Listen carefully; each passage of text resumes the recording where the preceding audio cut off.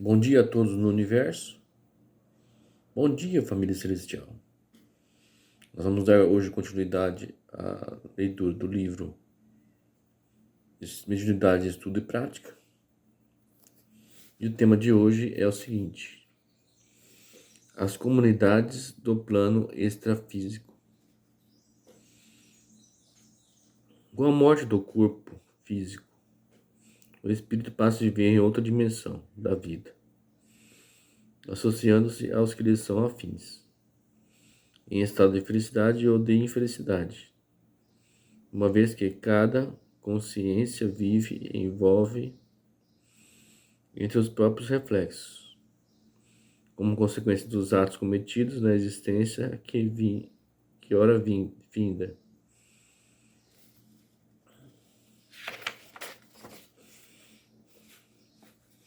Características gerais das comunidades espirituais. As doutrinas materialistas negam a possibilidade da vida após a morte do corpo. Então, mesmo para algumas escolas espiritualistas, o assunto é considerado de forma bastante confusa, sem lógica, sem muita lógica.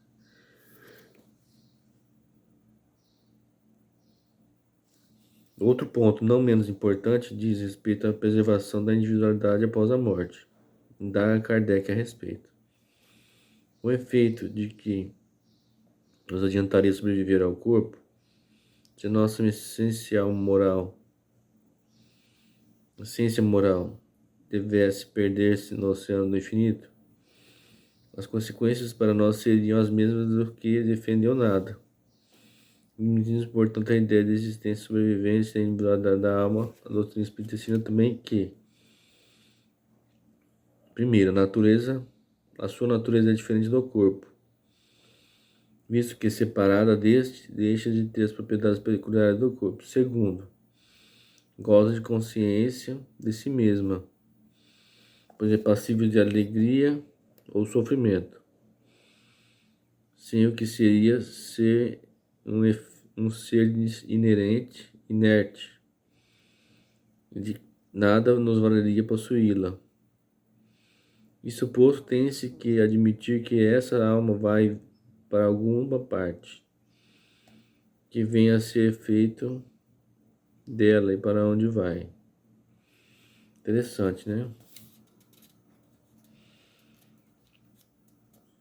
Então, no mundo espiritual tem algumas regiões, né, compostas de níveis ou planos evolutivos,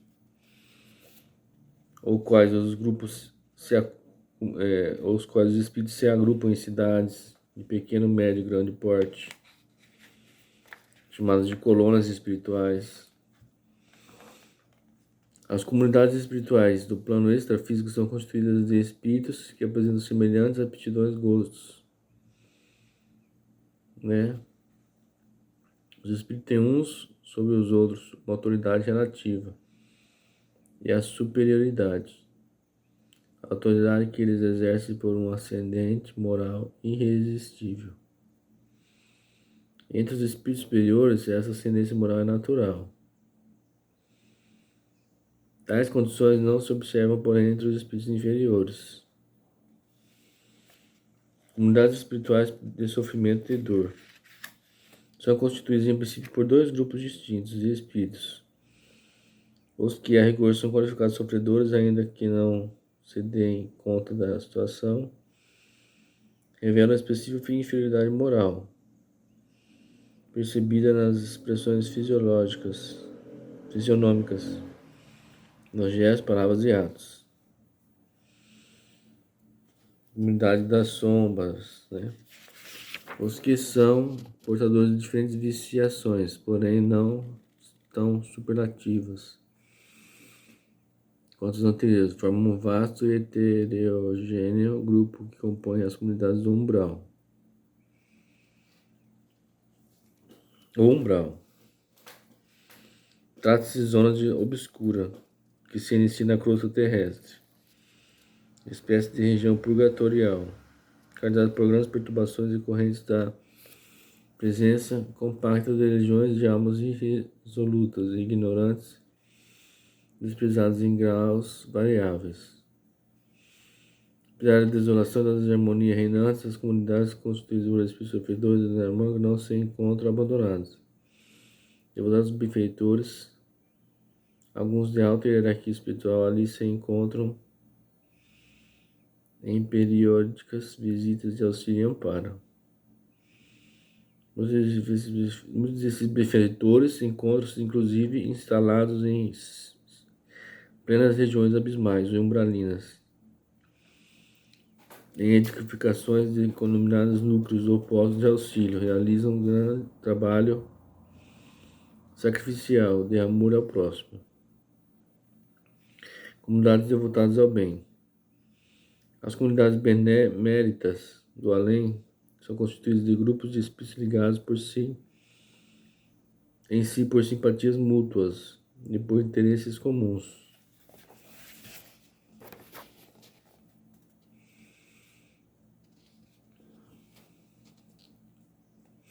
Características específicas. Labor intenso em todos os setores, livre trânsito nas comunidades similares e nas esferas inferiores, volitação, locomoção comum, comunicação realizada via mental ou pela palavra articulada, as edificações públicas e particulares gripam pelo bom gosto, simplicidade e utilidade. Natureza é rica e bela. Há rios, lagos, oceanos, cascatas, montanhas, campos, plantações, planícies, florestas, bosques. Animais que compartilham da companhia de humanos, sendo que estes estimados havendo algum travessas beneméritas, resgate, vigilância. A influência espiritual dos encarnados e desencarnados é indireta, respeitando-se o livre-arbítrio de cada um. Interessante, né? Então tem comunidades de todos os tipos, chamadas de colônias espirituais. Tarefa prática.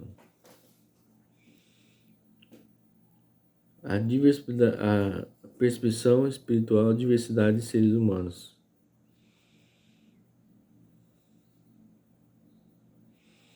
Realizar exercícios de percepção psíquica em clima descontraído e harmônico.